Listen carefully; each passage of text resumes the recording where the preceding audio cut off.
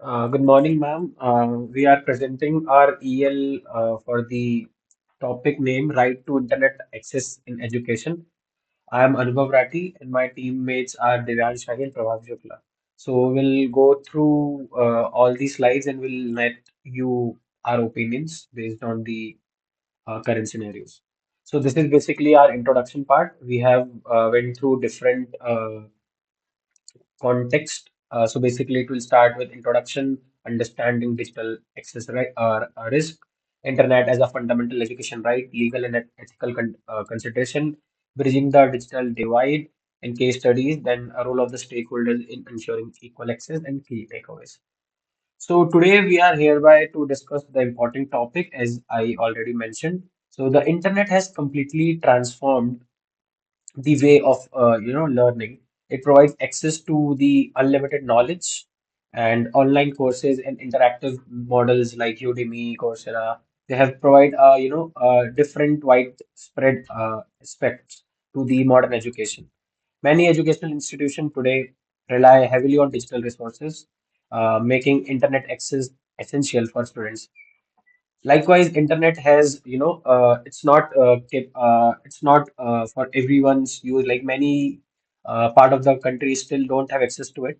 So the question here raises is, should internet access be considered as a fundamental right for students to ensure equal education in terms of opportunities and all?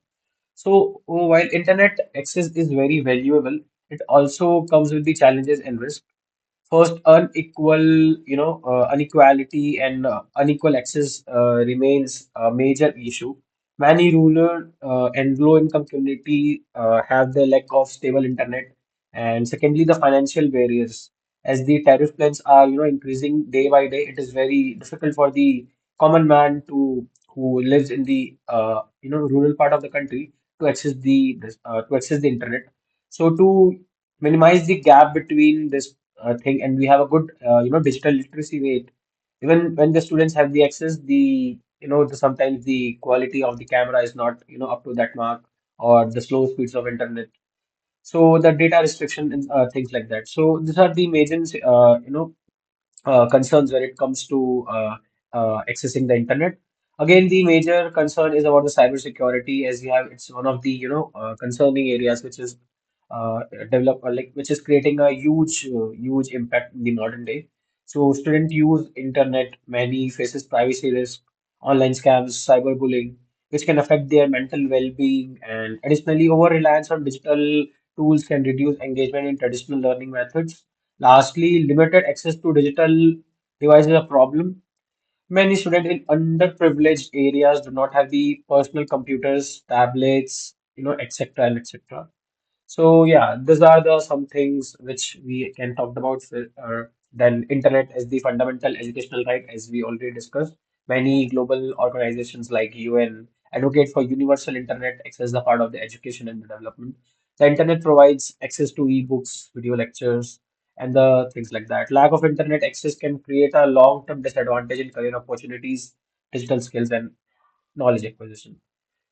And coming on to the next part is my teammate will take over to this.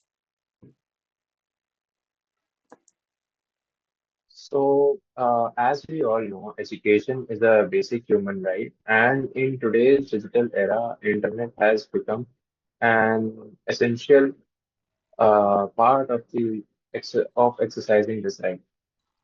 The United Nations and many global organizations advocate for universal internet access as a key factor in education and development. The internet provides access to e-books, research papers, online lectures, and discussion forums, making learning more flexible and accessible to students worldwide.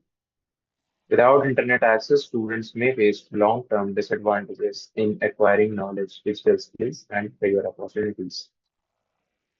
Despite its importance, not all countries have government policies ensuring some universal digital access. In some regions, as the first part of this particular slide says, in some nations, government provides free or subsidized internet access for students, while others, infrastructure limitation makes this difficult. There are also ethical concerns, uh, which state that in internet restriction should, restricting internet access to education be considered as a violation of students' rights or not? Developed countries have implemented digital access policies, but many developing nations are still working towards this goal.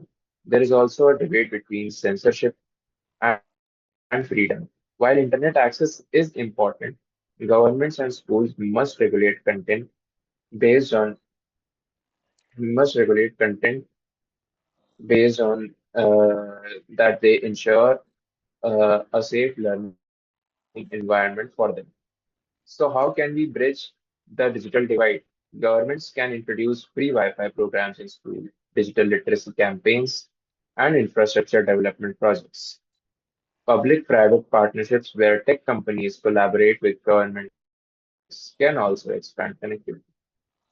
Community-based solutions such as libraries and NGOs providing free internet access and digital training play a key role. Additionally, innovative approaches like low-cost internet devices, offline learning apps, and satellite internet services can help connect remote areas.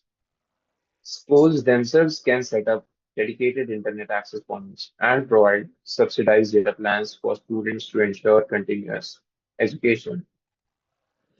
Ensuring these measures help students in understanding the good use of internet usage and making them aware of the